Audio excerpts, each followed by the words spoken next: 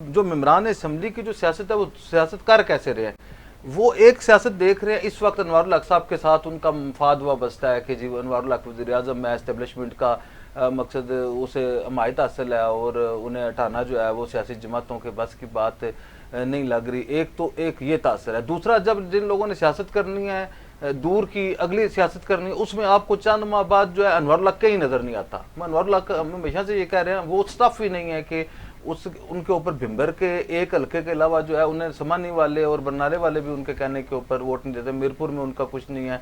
अगर आप सहसा कोटली निकाल चले जाएं तो उनकी कोई शनाख्त नहीं है या उनका कोई वोट नहीं है या उनके कहने के ऊपर कोई वोट है। मुस्तकबिल की सियासत में अनवारुल हक साहब का कोई किरदार नहीं है।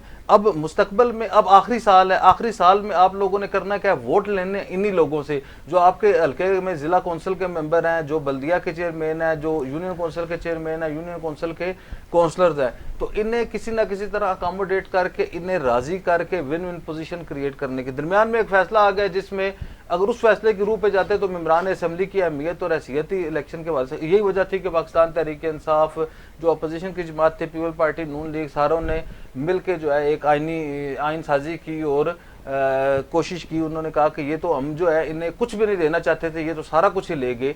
तो अब ये उसकी ये उसके बाद एक किस्त है। दूसरी ये बात है कि ये ऐसे टाइम पे वो जारी की इन्होंने कोशिश इस तरह की कर रहे हैं कि कम से कम जो है वो पैसे खर्च